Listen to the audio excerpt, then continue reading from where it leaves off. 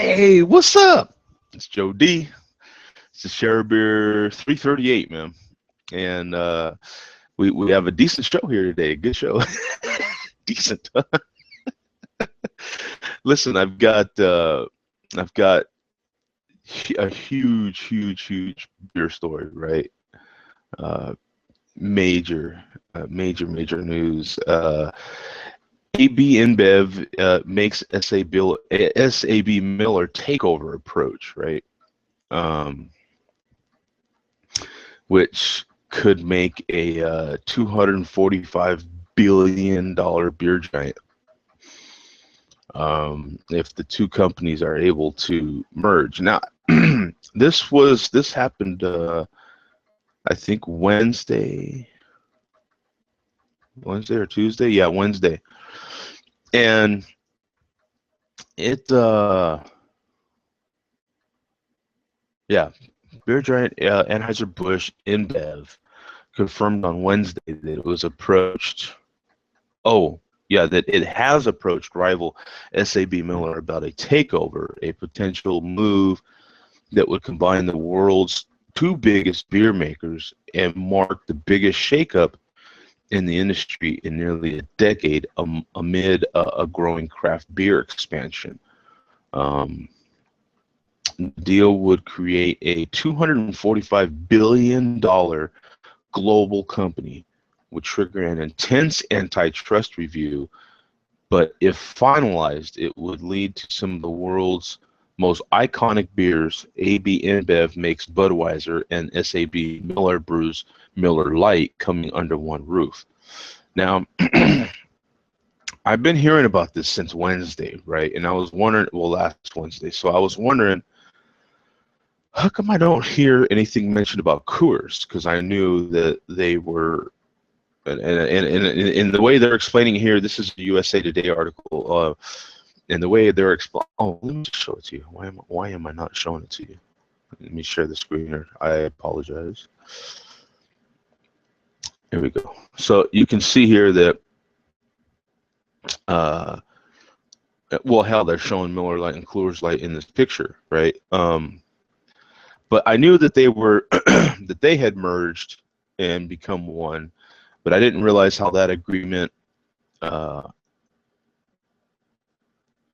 pertained. I didn't realize that Coors actually does have a chance to like not be a part of it, I guess.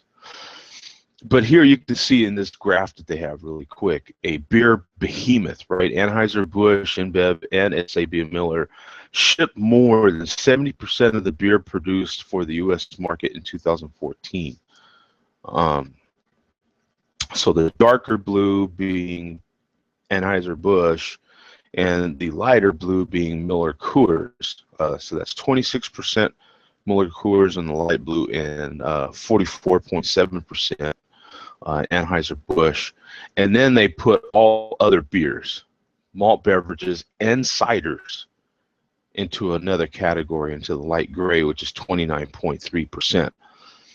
So every other beer you can think of, malt beverages, which includes all that malt liquor stuff, and ciders, 29.3% of the U.S. market. If you can combine all of that beer, it's still 29.3%. That's pretty major. Now, there's some more interesting things here said. Let's see. No, okay. I forgot where they were originally based, and I guess it's a Belgium-based multinational is what it says here. So I forgot that where InBev was based at, but they're out of Belgium, I guess. And SAB Miller is headquartered in London. I had no idea about that. Absolutely no idea about that.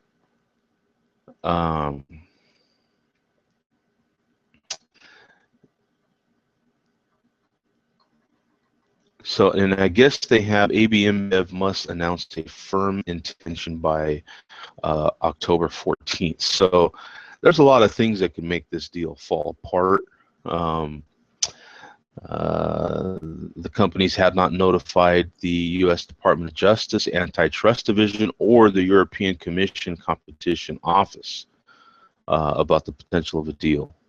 So there's that. They've got to get approved with the U.S. Department of Justice and the and the European Competition Office. So that's another huge thing that can. Okay, now here's the part where I was wondering. One potential holdup to the takeover could be that SAB Miller holds a 58% stake in Miller Coors. It might get a little confusing too. The brewer of Coors Light and Molson Canadian. Molson Coors, the Denver-based company that owns the rest of the stake in Miller Coors, has the right to increase its stake in the company if SAB Miller is taken over. The deal could face scrutiny in China, where SAB Miller co-owns the Beijing-based CR Snow, the nation's largest brewery, which would be China's largest brewery. So that's China's Budweiser, if you will, CR Snow, which would be another huge reason why InBev wants to do this. And then we go on in this article from USA Today. The likelihood is that for any deal to go through, SAB would have to end its joint venture in the U.S. with Molson Coors, according to this Johnny Forsyth, a global drinks analysis at the market research firm Mintel.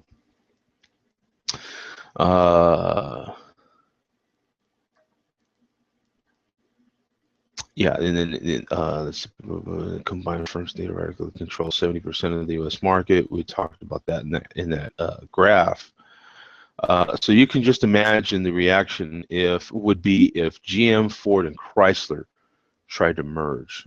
This is not dissimilar, according to this this guy here, this Kapoor. Without venture, I think there's little or no chance for a deal.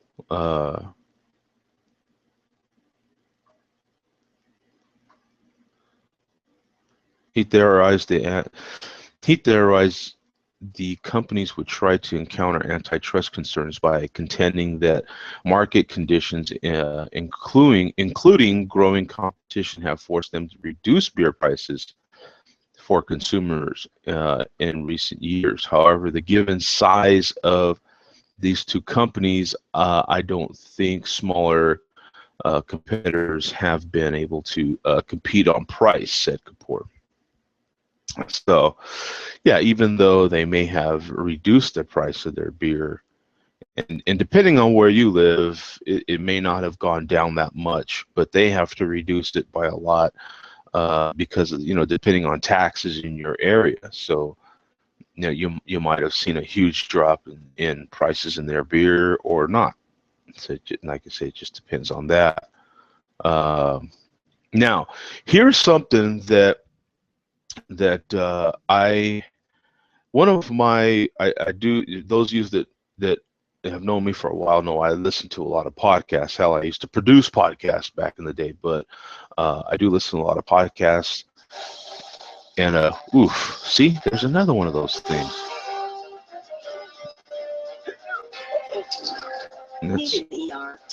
Oh my God.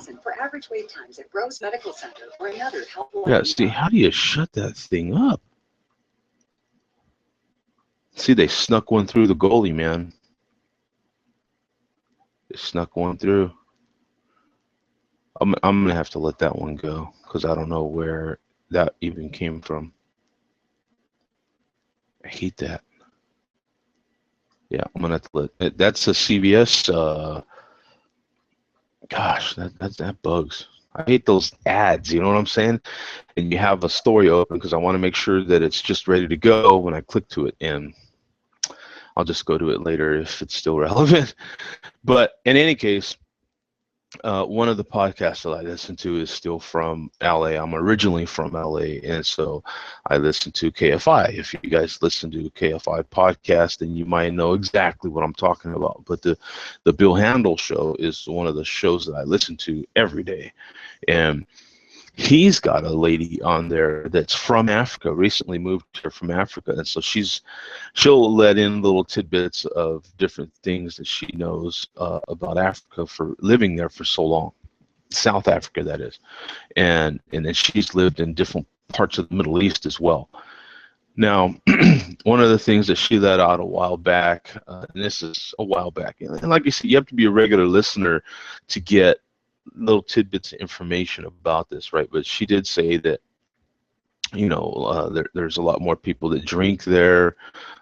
Beer is growing there. Craft beer is growing there. She has let those little things out. So getting back to this article, and I'll share the screen with you again. Let me see. There we are. Click, click, click. And we're back to this article again. SAB Miller is particularly attractive to AB InBev because it has a strong foothold in the Africa market, which has been pegged as the new frontier by the beverage industry. Close to a third of SAB's profits come from that region, while AB InBev has a limited presence there. And that's according to that analysis. So that is pretty interesting that it is that big of a market to bring in a third of their sales, of their profits. So you can see how valuable that would be, and then it includes Asia as well, because it says here the takeover is also a response to a saturation in the U.S. market, as well as recent disappointing beer market performances in Russia and Brazil. This has accelerated AB's need to forge into Africa and also Asia. So,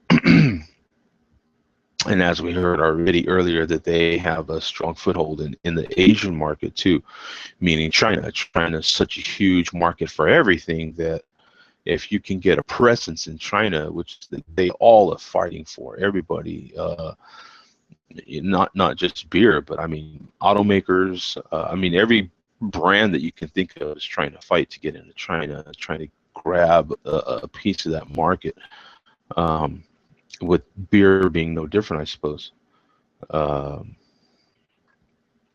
So, and then it talks about craft beer here a little bit. So Eric Schmidt, an analyst for what is this, Technomic, predicts that the potential merger was likely to have little impact on the growing craft beer industry. Craft beer production grew 15% in the first half of 2015 in the U.S. Compared to the same period last year, according to the Brewers Association, the trade group that represents small independent beer makers, right? While the big brewers are slow to react to the emergence of craft beer, Schmidt said that they've been more aggressive in pursuing the growing cider segments to make up ground for diminishing sales. Yeah, there's a section in here where he talks about the actual.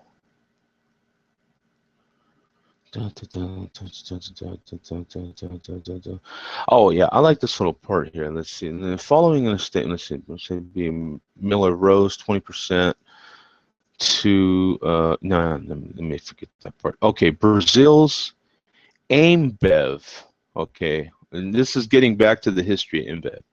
So Brazil's AmBev and Belgium's Interbrew, okay, merged in 2004 to become the biggest global brewer by volume. Okay, and that was in 2004. 4 years later, so this is 2008, the company bought Anheuser-Busch in a $52 billion deal and became AB InBev. Okay, and that's where the name comes from, which established its headquarters in Belgium while keeping a major U.S. presence. Last year, AB InBev completed a $20 billion takeover of Mexican brewer Grupo Modelo. And so that's where we all know Modelo is now owned by Budweiser, right? So that is a history of the aggressiveness of that company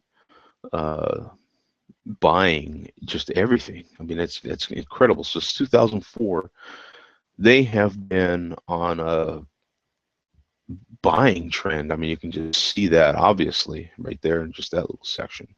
So they bought, well, they merged with Belgium, with that Belgium Interbrew, and then that combined company bought Anheuser-Busch, which was a big deal in 2008, and now last year they bought Modelo, and now they're trying to buy AB InBev.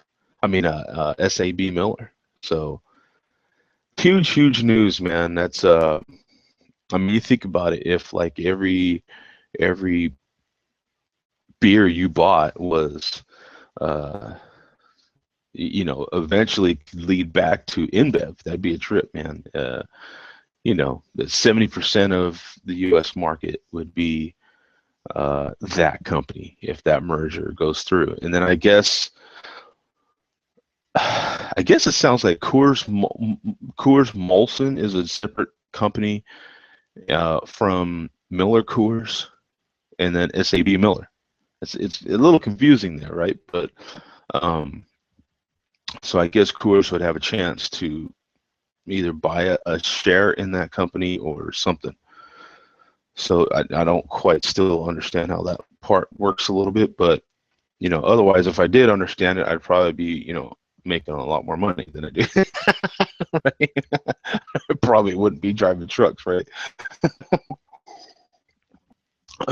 If I understood how all that stuff works. But in any case, let me focus here on another. Let me show you real quick. You guys know that I'm nuts about Oreos, right? And if you didn't see my post, I did sample these today, actually. The s'mores Oreos. Yeah, right? Man, these things are heaven. You've got, okay, I'm trying not to, because I'm taking these to work, and those guys are going to talk trash. They're going to be like, man, half the bag's gone already.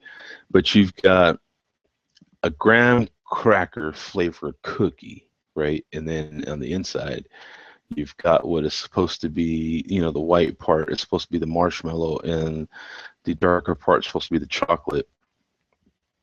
And when you dunk this in some milk, I mean, magic happens, man. It's a trip. You can actually taste a little bit of the cinnamon. Right? You can get what you know, might be like a marshmallow sweetness, a little bit of a chocolatiness to it, but you definitely get that kind of a graham cracker, cinnamony type of taste from the outside, right?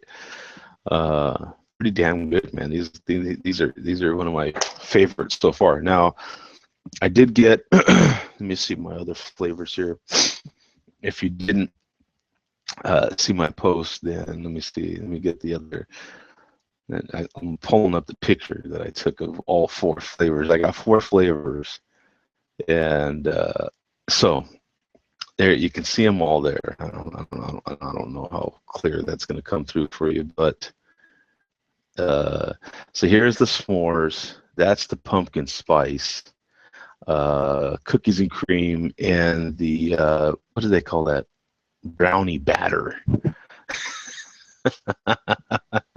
Awesome. I told you guys I was going to get the brownie batter, and I did. I eventually found them. I keep hearing from so many people that pumpkin spice Oreo is the bomb, and that is the one to get right there. Like, you know, you've got to have that one. and that one dipped in some milk is just heaven, right? So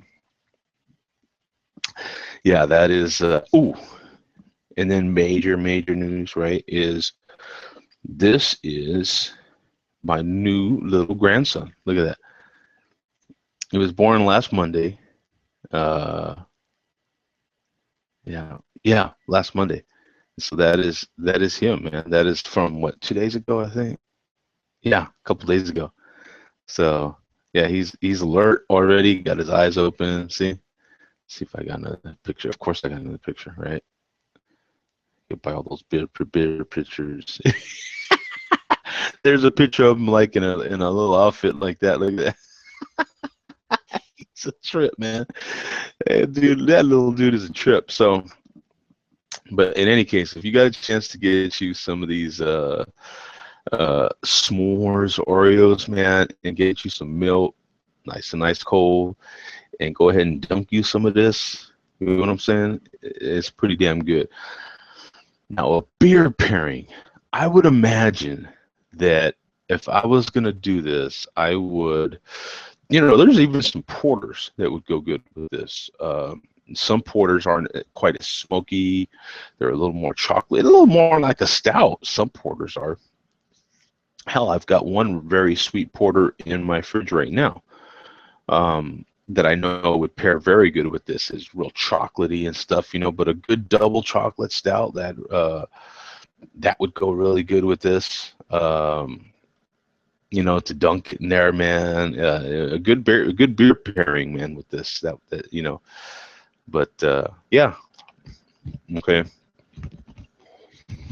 The cookie by itself definitely has a graham cracker, cinnamon type of taste. They're flipping delicious, man. So, here, I'll share the screen with you. Let me see here. Let me make sure there's. Oh yeah. Also in the Q&A. Oh, you know what? I forgot to do this, and I told so many people I was going to do this, and I didn't do it. Oh yeah, and there's Mark. The link. So there's the link. Sorry. I'm posting the link there. I don't know, for some reason, they do not make it easy to get in these darn shows. Let me see. So there's the link to the show. So that got in there. Because I know Mark was definitely interested in that deal. So he'll probably want to talk about it. Yeah. See, I just posted it. So hopefully let me see there. Hopefully that. Yeah. In the meantime, let me get back to. I've got this other article for the 10 healthiest beers. Let's see. Hopefully that works for people. I posted it there in the show. 338.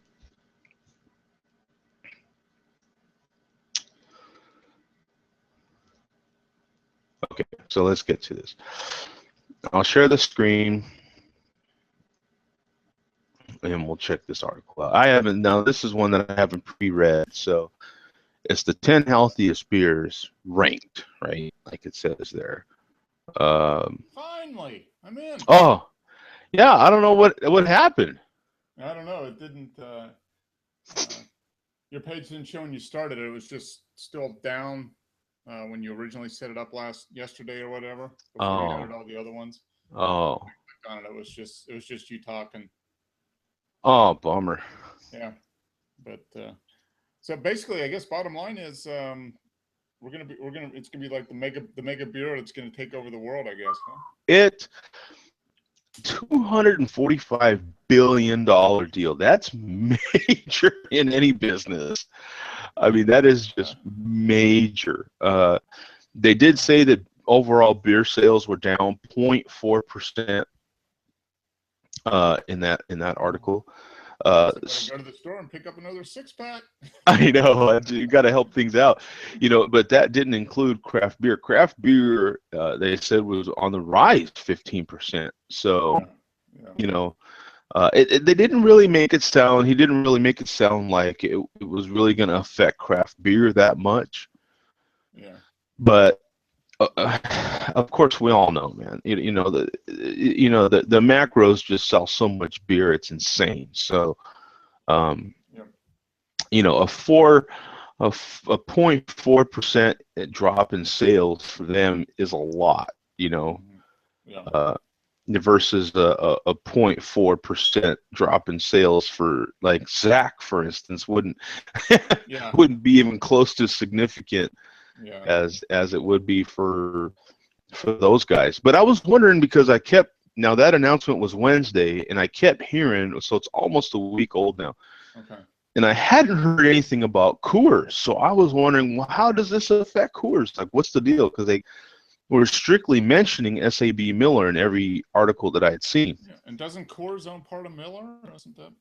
I guess they're partnered, but Okay. according to the way this guy wrote the article here, you've got almost three different companies, right? You got SAB Miller, and then you've got Miller Coors and Miller Coors, yeah, Miller Coors, and then Coors Molson. Okay. All right. And so I guess Coors Molson is, after Coors bought Molson, is based out of Denver, and I guess they have a chance to buy a majority stake in SAB Miller Yeah, maybe. or Miller Maybe. Coors. No, Miller Coors. They have a chance to buy a majority stake in Miller Coors. Okay. I don't know. I don't know. It's confusing stuff to me, man. Yeah, it's amazing. Yeah, whether it goes through or not, that's going to be the big thing. I still got to wait for the Yeah, regulators to approve it. they've got a lot of obstacles to jump through to make it Yeah, so that'd happen. be like GM trying to buy up Ford, Yeah. Chrysler, and Honda or something.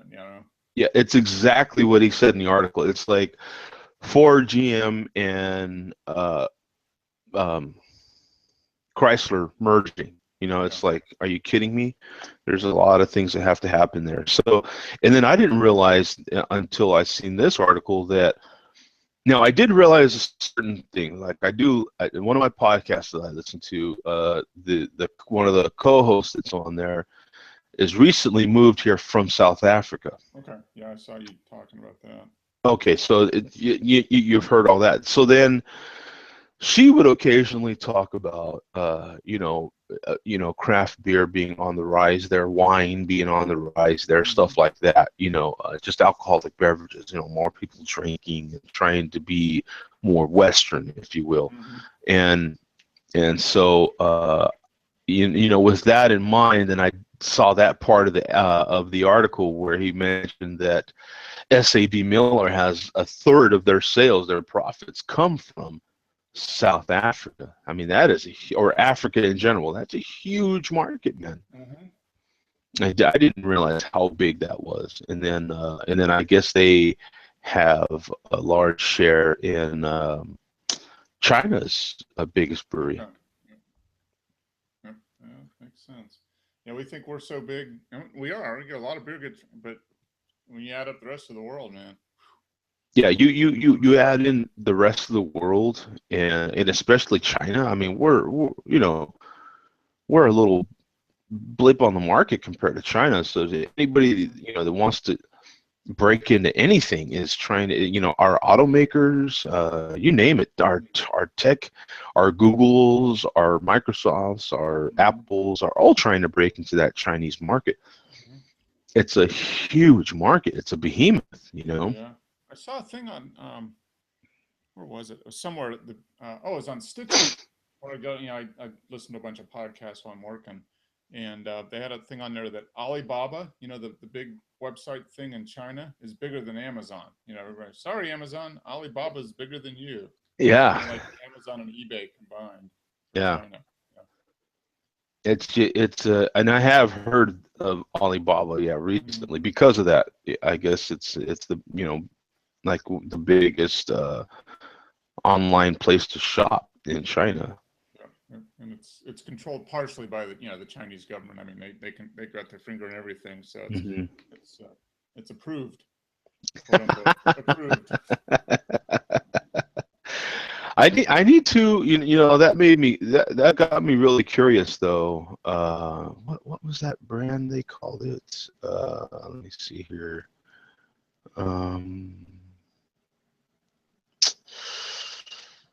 What was that brand? Anyway, I was trying to look for that Chinese brand they mentioned in here, but I'm gonna have to look. Huh? The beer, is it? Yeah. Singha? Well, that might be just one of the brand, one of the names of the brewery. That's like a huge Chinese beer, isn't it? Singha, I think. But Oh yeah, CR Snow. okay. Yeah, it's Beijing based. CR Snow, the nation's largest brewery. So I'm gonna have to look them up, see what beers they make, and try to find those so that I can, get a better idea. I wonder if do they make that? What is it? Something Buddha, the one with that Buddha-shaped beer. Oh yeah. I wonder if that's theirs. It probably is. Yeah. Is it Happy Buddha? Mm-hmm. Yeah. Happy Buddha. Yeah, the green glass bottle that looks like a little Buddha. Dude, okay, it's a sweet beer, but it's not bad. I mean, it's perfect with Chinese food. I mean, really. I mean, you get your beef broccoli or your, cashew chicken or your Szechuan pork or whatever. I mean, it's a perfect. It's a light beer, slightly sweet. It goes great with rice and sauce and meat. Yeah, it's probably goes good with a burger too. Quarter pounder, Happy Buddha. Yeah, no, I've had several of them now. It's like any of the macros, right? Like the best, I don't know. Pour them in a glass, just a plain glass like this, and can you tell the difference between any of them? I don't know, man. I don't know. I mean, yeah. If they're all the Coors suggested 34 degrees or whatever they like to freeze their beer at, could you really tell the difference? I don't know. Probably not. Yeah. But did you see me talk about these new s'mores Oreos? Mm-hmm. I saw you earlier. You did a couple yesterday or whatever, where you bought 4 bags. Yeah. Was one of those the pumpkin spice ones? Yes, pumpkin spice, cookies and cream, and the fudge ones that I think you had. Yeah, the brownie. Did you try the brownie batter? I know. This is the first of the 4 that I've had. Okay. All right. And I'll be taking. If you like, I haven't had the s'mores, but I'm sure the brownie batter just kicks s'mores' ass. So far, everyone that's seen the post has been commenting on the pumpkin spice. I mean, it is. It does. Yeah. I've gotten a lot of reaction from the pumpkin spice ones. People just say, "Oh, those pumpkin spice ones are good," or if they haven't had them, of the 4, they say the pumpkin spice sounds like the ones that they would try to buy. Mm-hmm. Okay. So, that's yeah. Well, did you have? You should have saved some of your pumpkin spice to have with your pumpkin. Didn't you do pumpkin a couple of yesterday? Yes, I did do pumpkin. I have to agree with Greg and several others. I don't know if you've said that too, but it's just very disappointing because I remember the first time one of my fans sent me a couple bottles of Southern Tier and the Pumpkinator when I was just hearing about it, and oh my God, it was just so good. The quality of the beer was amazing. It was just hands down the best. It was the best pumpkin beer out there. and you just can't say that anymore. Huh. So you had it, was it sweet? Was it kind of pumpkin pie, kind of sweet? Man, I didn't get hardly any sweetness out of it, really. I mean, it was a little sweet, I suppose, but I don't know. I got like this bitter taste, and Mm, I had it in the 4-pack. I bought it in the 4-pack. okay. I don't know if people are getting different reactions in the 4-pack over the bomber, I don't know. but I almost bought a 4-pack of it a couple weeks ago, and I'm like, I had it a couple years ago, and it just wasn't. I got something better to spend $10 on probably. yeah, it So I got was. some bourbon, and I just drank all that. They had they had a whole end cap of the fall seasonals Okay. at Total Wine when I went, and they had a big end cap of fall seasonals. Okay. Yep. They had another end cap just for that beer. Wow. Okay. Like it's that popular. You know what I'm saying? Like uh, Pumpkin is. I don't know if we realize how popular that beer is. As far as the fall seasonals. Yeah, it might be one of the more. It's one of the more urban legend type of pumpkin beer, maybe. Yeah. Now, I do have a few other. Terrible beer, but I don't know. I don't. Man, I'm leaning more. It's just it's not good. I just I would love to say that it was at least decent, but man, that's just not good. Like I just don't like it anymore. Oh, that's too bad. I haven't bought it. I don't know. I might go if I go down to a beer bar here local. I'm thinking about maybe this weekend if they have something on tap, which they usually do this time of year. Maybe I can get a little. If the guy's there that I know, he'll probably give me a little taste of it, and I can decide if I want to try it. But hey, Mark, have an announcement. We have breaking news. Regular breaking news on Share Beer 338 here. Okay. We have to hoist the glass for our loyal viewer, show titler, statistician turns 50 tomorrow. Who Big does? 5-0. Bum. Oh, he turns 50? 50 tomorrow. That's what he says. Sorry, Bum. Yes. Right. I've got a few more years to get there, but yeah. Oh, man, well, happy birthday, man. Yeah, he says he is turning 50 tomorrow. So congrats. I'll be turning. I am 50. Let me see. What is this? The 22nd? 22nd. So I've got 8, 19. So I'm 19 days away from turning 51, Bum. So been there, done that, man. Been there, done that. Hey, you know what it is now? Now that you're 50, now you can go get a colonoscopy, which I still do. But yes, and AARP, and there's a whole bunch of good stuff. Yeah. You know, I mean, there's a whole bunch of it's get like this. Like if you need a catheter, if you really want to drink a lot of beer, you probably get discounts on catheters. That's right. Pens and all that stuff. Yeah. Yeah, exactly. Yeah, who's the guy that makes all those commercials, the diabetes and all that? Who's that guy? Oh, he's dead too, isn't he? He died. Wilford Brimley. He was the guy. Yeah. But oh man. Yeah. Well, welcome. Yes, the second half of the rest of your life. The first day of the second half of the rest of your life. You are now officially irrelevant too, right? Because like you don't show up on any numbers except for numbers that are just bad, right? Like InBev cares less that you drink beer now, right? Yeah. You're not. Do you lean against the wall when you're at the urinal? I mean, that's the thing, right? That's the test, right? I still don't do that. Yeah, you're officially becoming an old guy when you got to lean, right? If you ever, and then sometimes it doesn't happen when you're sober. Sometimes the more beers into it you get, you're like, I mean, if you have a quality beer bar and you're enjoying a few and you have to lean against the wall, as long as you got a designated driver, that's perfectly fine. If you don't have a designated driver and you're leaning against the wall, then somebody better be calling an Uber for you. Now you can and see people we go.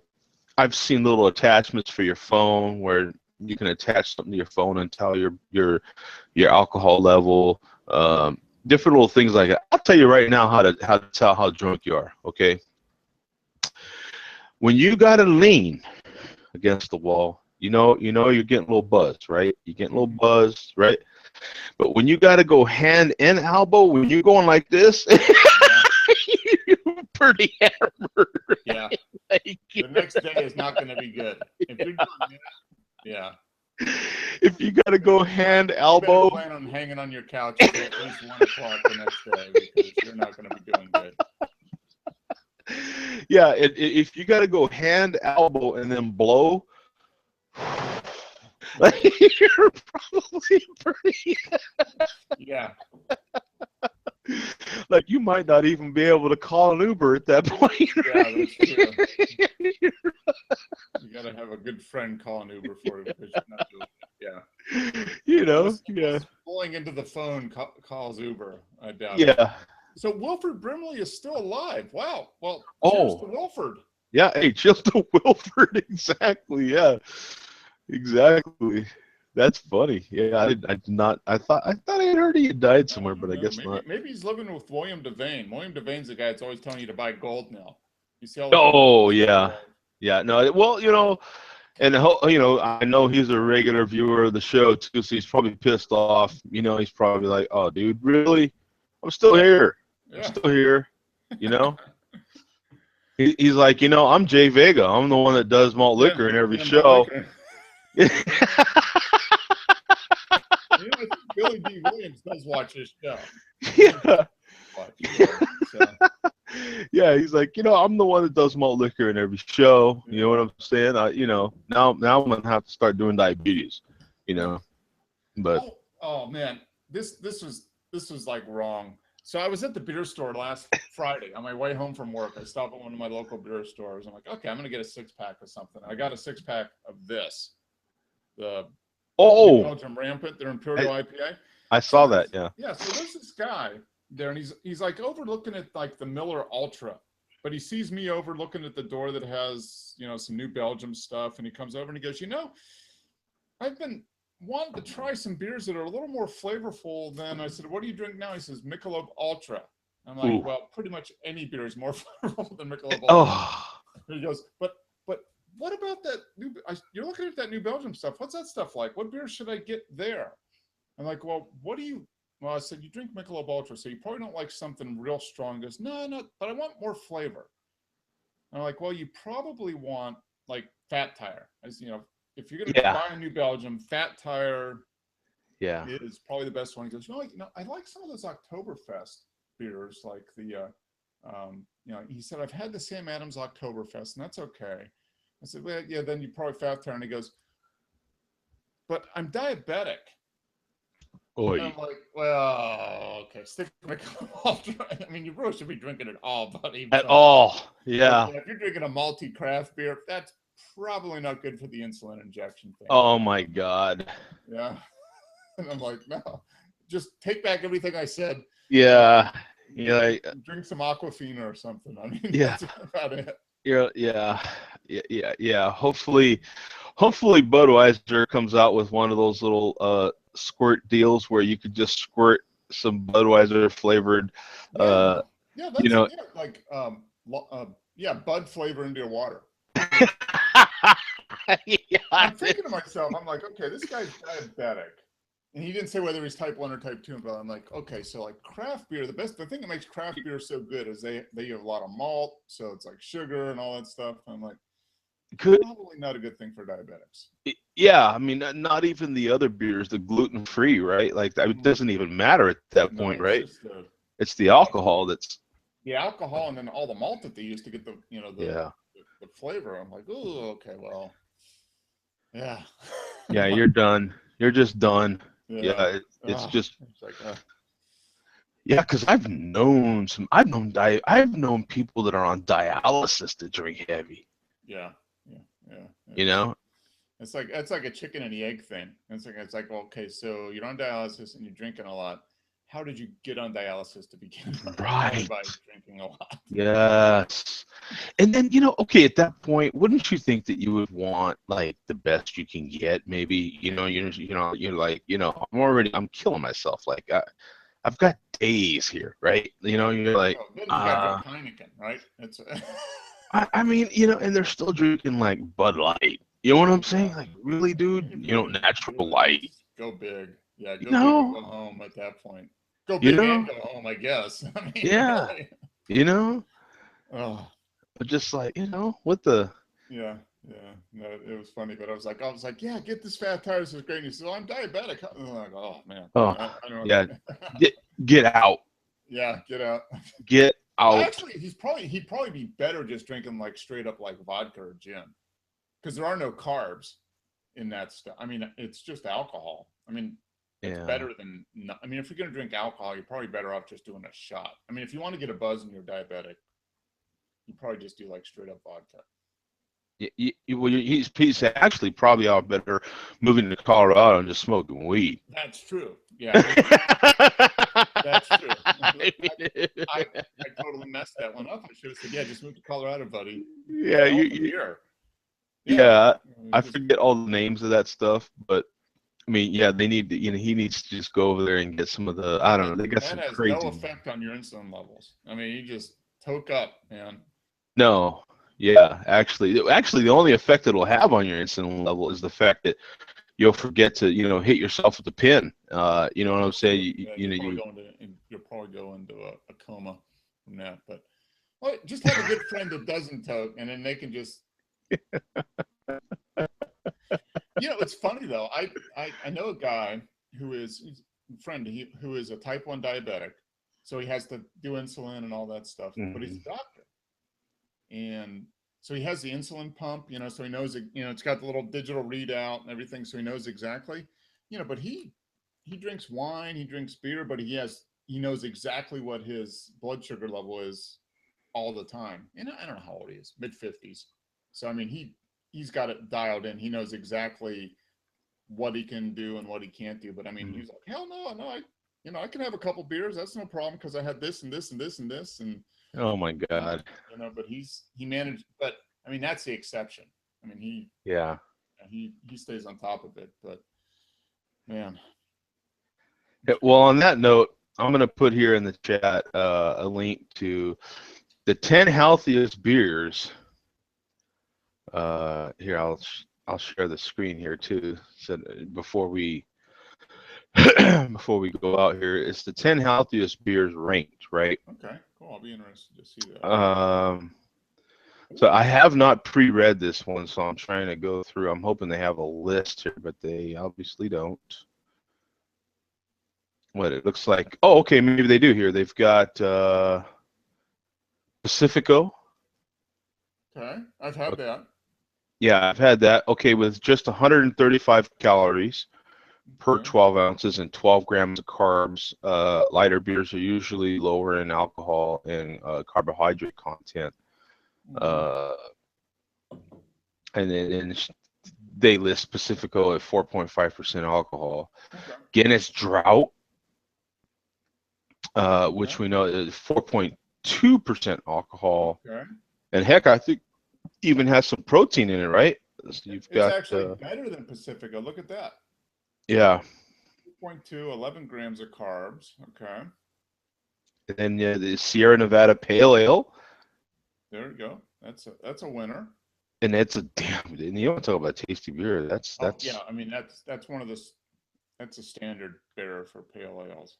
So it is 5.6%. 14 grams. Okay. Yeah. All right. Sam Adams Light. There it is. 10 Which, what is it? Number 7 or 6 or something like that? yeah, something like that. I don't know if they're numbering them. Are they numbering them? I don't know. I don't know that they're numbering them. They're just here's 10. You know. Okay. Yeah, Sam Adams Light, 119 calories per serving, 9.7 grams of carbs. I think that's one of the best light beers out there. Most flavorful, good flavor. I mean, it's good stuff. It is. You know, you know that I just bought a 6-pack of it. I finally got a 6-pack, and I have to say, even that is not as good as I remember it being when I first had Sam Adams Light.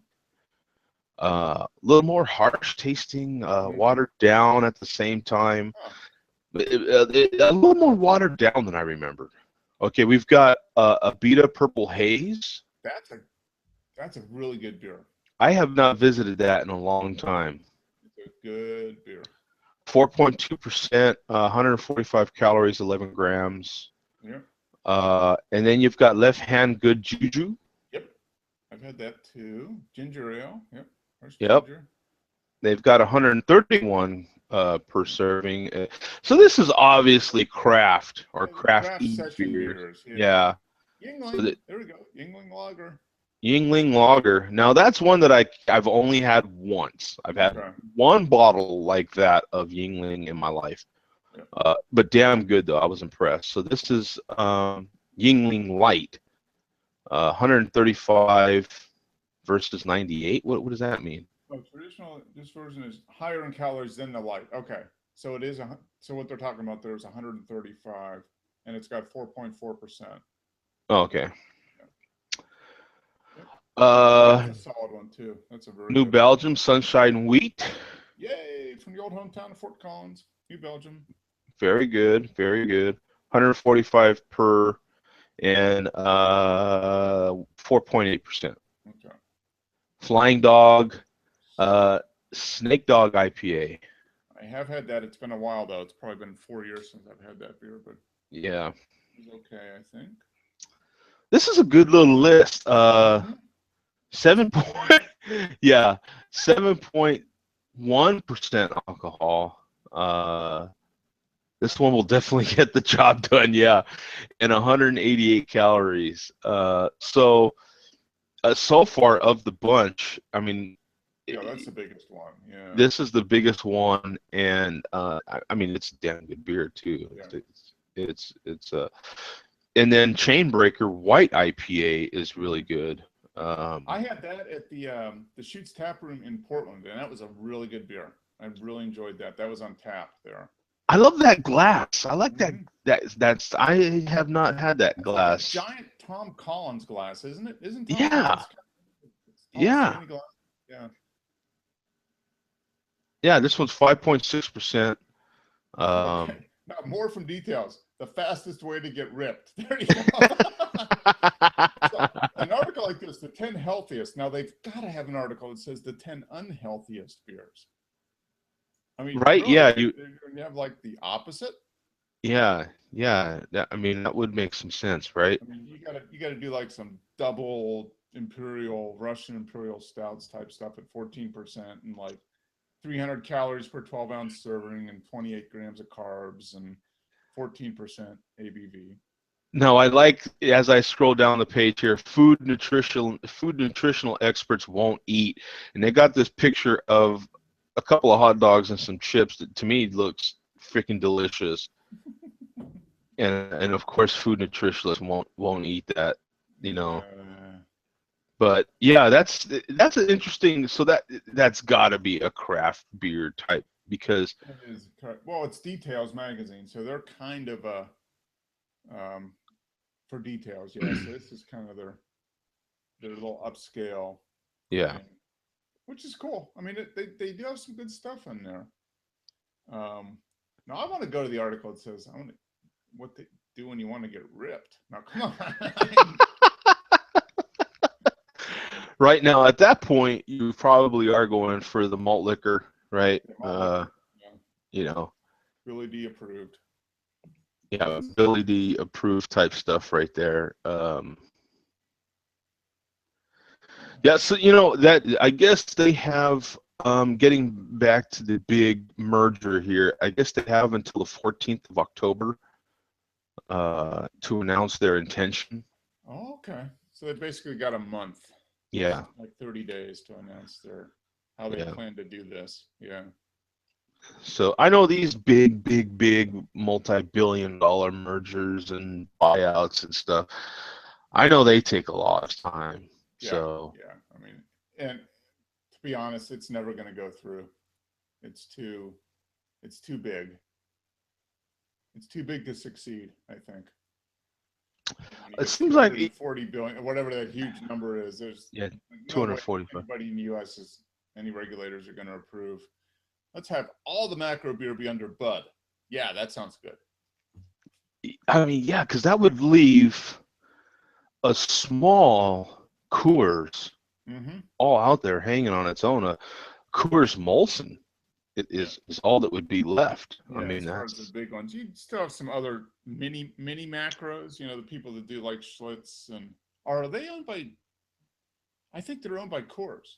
Like Schlitz and PBR. That oh yeah, yeah, I think they're like a yeah, subsidiary of Miller Coors or something. Yeah. yeah. Well, and Pabst is under that umbrella too, right? Mm-hmm. Is Pabst not? They're under Miller, aren't Pabst, they? Schlitz, um, Old Milwaukee.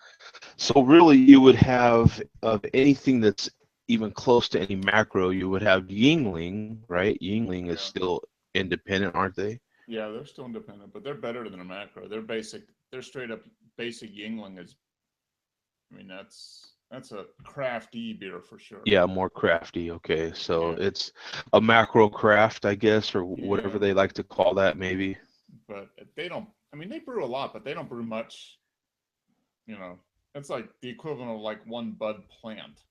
You know, for their whole company, and Bud's got like 15 plants, 20 plants, plus all the Miller stuff. I mean, yeah, it's crazy. It's really, when you think about it, it's insane how much beer gets consumed in America. I mean, do you do you do you transport much beer, or do you guys do much of that? Not not that I've seen. Okay, No. yeah, Um, no, not that I've seen. When I was still in Albuquerque, in Phoenix, I don't hardly see any alcohol at all. okay, But when I was in Albuquerque, um, we hauled a lot of the as far as alcohol goes, a lot of the spirits. You'll see a lot of spirit. I see a lot of spirits, a lot of wine, okay. uh, Wine and all the stuff uh, for the exchanges, the military exchanges. oh, okay, all right, Anything military, we definitely do. okay. So you do a lot of stuff for the PXs and stuff, huh? Right, yeah. So a lot of that sort of stuff, and then I'll see spirits going to other places, to other chains that I'm not familiar with. Mm-hmm. But a lot of spirits, yeah. I mean, crap Yeah, loads of. lots of vodka and gin and Whoo, man, yeah, yeah. So, tons of the stuff, basically. oh, enough to fill a pool, man. Yeah. Yeah, No, I would think it's so. Yeah, I mean, yeah, you load up a 53-foot trailer with gin. I mean, that's a lot of gin. yeah. Uh, Gin or vodka. I mean, yeah, you've got to have like probably 5,000 gallons of booze in there. Yeah, I mean it's impressive, you know what I mean, to me, you know what I'm saying? And then especially when you go to those plants, the different breweries, when you go to an InBev, I mean to a Budweiser or to a Coors, Yeah, to pick up a load of beer, it's just insane the amount yeah, of beer they have there, and it's just one brewery. yeah, You know, the amount of trucks that are getting in there and getting out, and just, yeah. you I know, mean, when you like you pull up to the dock and you're like one of 20 at the really, time. honestly, you are, and Yeah, it's just it's phenomenal. I mean, yeah, it's like, wow, you know what I'm saying? Like, people drink that much beer, man. You know what I'm saying? yeah, I mean, you think about some of our bigger craft breweries, right? And they're really proud of opening up another brewery, maybe on the East Coast if they're a West Coast brewer, hmm, so they can even out their distribution or get more distribution and better distribution, yeah, you know, to try to get. And that's just two small breweries, you know what I'm saying? Let alone hmm. have what I think they do have 12 or 15 breweries in this country, no? Budweiser. Oh yeah. I mean, they've got one here in Georgia for sure. They've got one in Fort Collins. They've got, yeah. I mean, they've got 12 or 15 Yeah, individual I breweries. want to One in say LA. there. There's one. Isn't there one in Phoenix? Is there one in Phoenix? I know there's one in LA. There's one Yeah, in Colorado. there's one in LA, Colorado. I'm trying to think of all the ones I've hauled out of.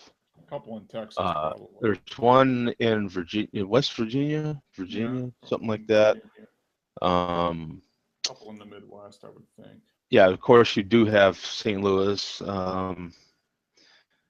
Yeah, they're all over. But when you think about the volume that one of those breweries puts out, and then they've Hmm. got a dozen of them, is insane. Yeah, it's amazing. I mean, it is insane the volume. I mean, It's, well, we've talked about it. I mean, we've talked about the volumes that they put out and stuff, and it's, crazy. Yeah. you think about trying to get ingredients for all of that, and Hmm. it's incredible. It's like Lay's potato chips. I mean, a lot of us love Lay's potato chips, and even though they're getting potatoes from all over the country, and hell, probably all over the world, no Hmm. matter what bag of Lay's you open, it's the same. Yeah. You know? And Budweiser's the same way. You Yeah. the same no matter where you get it. No matter And where you get it, they've got to make takes a all lot those of work. all those ingredients that are coming from all those different parts of the globe really Hmm. taste the same. And the fact that what is it, Mark? Is it every day at 3 p.m. or something that they sample the beer from all the breweries? Yeah, something like that. Yeah, it's amazing. Yeah, I mean, and it's just I mean, it's amazing feat of consistency, really, when you think about it. I mean, Just what keep on else? going. What else is? I have no idea. I mean, to me, the only thing that we could compare it to as far as edibles would be probably Coca-Cola, maybe. Yeah, Coca-Cola. Everybody jokes about McDonald's. I mean, they're pretty much no matter where you go. You know, Yeah, Big it's Mac's going to be a Big Mac. Is a Big yeah, Mac. Big Macs. Yeah, pretty much. Yeah, it's the Yeah, same Big Mac no matter where you get it. yeah, So if you like the taste of cardboard, have at it. Not yeah. just kidding. Cardboard, But cardboard, cardboard. It is amazing because it is not. We joke about how it tastes. It's macro beer. It's not that good, but to get it to taste the same, whether it's whatever it is, whether you like the taste or not, to get it to taste the same no matter where you have it, yeah, that's a lot of effort and a lot of consistency and a lot of procedures and everything that goes into it. So got to give them credit for that. That's for it sure. is absolutely. Like a lot of us, we watch our favorite, maybe smaller, like a Chipotle or something. You watch Mhm. them grow over the years, and in order for them to keep the consistency in that food, no matter where it's served around this country, is insane. That's a Mhm. lot. That's a lot of work that goes Yeah. into that stuff when it comes to edibles. I Yep. mean, when it comes to other stuff, furniture and appliances and so forth, that's a whole different ball game, I would think. But um, to maintain that quality in food or beverages is Mhm. pretty crazy. So Yeah. No, it is quite a feat to be able to get it to be the same all no matter where you're at. I had another article here that I won't even go into, but it was basically about um, the boom in craft beer in North Florida, and I had that in there because of our friend Barrick. Yeah. But yeah, it's the the rise in craft beer in Jacksonville, Florida, Hmm. specifically. So Yeah. uh, they are having, an Oktober fest or something down there, and so I was just going to cover it a little bit, just because we know we have our friend Barrick over there in Hmm. Florida, so I Yeah. thought it would be No, kind of that cool. is Jacksonville is it's a pretty good sized city and they do have a lot going on there. Yeah, you would know more about that than I would. You're definitely a lot more closer to it. And, Yeah. I mean that's about how far is it to Jacksonville for us? Maybe 5 hours, 5.5 hours to oh, is it that Jacksonville. far? It's yeah. I mean it's a little bit of a drive, but it's not, it's an easy 1 day drive, that's for Yeah, sure. And we've been down there a couple times and I mean if you wanted to do a long weekend, you could do it there. yeah. You know, leave on like a Thursday morning, get there at noon, hang out till Sunday, come back Sunday night or something. Yeah. Is that is that something people do over there? Is that Yeah, actually, a lot of people do. I mean, any long holiday weekend, the traffic heading out of Atlanta on I-75 down to Florida is just hell. Stupid. It's stupid. I mean, we never do it on a holiday weekend because I mean, it's like you're just gonna spend 3 hours getting past the airport, you know. Yeah.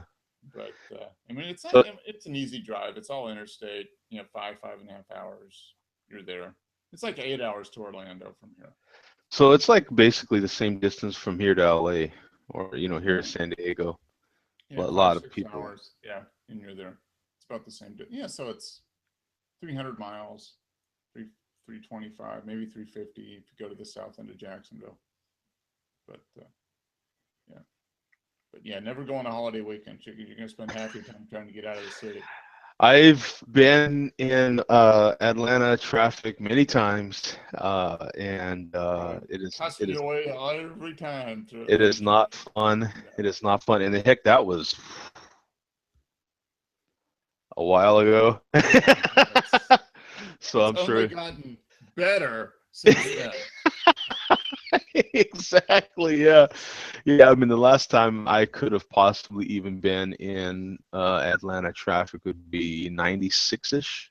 Yeah, You yeah, know, yeah. I used to go to AT&T a lot over there Okay. and Yeah, haul cable and stuff. So. yeah. No, it's gotten a lot better since then. Let me tell you. I mean, it is. Both of us are lucky that we don't have to drive too far Yeah. for work. But I mean, yeah, like on the weekends, if you're getting out of town, yeah, it's not good at all. It's just, yeah. Yeah. You I mean, wish for a holiday personal. weekend stuff starts at like, like 2 o'clock on a Thursday afternoon, and it's just all shot to hell until 10 o'clock Friday night. Everybody's Oof. just trying to get out. I mean, Oof. it's crazy. I So, really can't even imagine because not anymore because I can remember being in what you thought was the middle of nowhere on like 95 or mhm, something, and you're just like, where's all this traffic coming from? But there's so many cities mhm, in the east that there's just people everywhere. yeah, yeah. So you hit a major And 95 holiday. major north south. I mean, so you got all the people from New York, Yeah, Connecticut, all that driving down south. I mean, yeah, yeah, it's like a disaster most of the time. It really is. that's That's why I funny. just sit in my basement and watch TV. I mean, that's pretty much a good thing. Yeah, screw it. Get I'll all the take a crap. virtual vacation. That's Yeah. right. Yeah. Take you to Bermuda. Okay, there we go. No driving involved. Exactly. Yeah. Okay, buddy. I don't know when does the time change affect us? It's not until like the first week in November, is it? Oh, is it really? Is it Yeah, okay? I you got thought like maybe it about a was month. okay. Yeah. So it's not October. No, I think it's the first Saturday in November or something like that. Oh, okay, okay, okay. We got like another 6 weeks.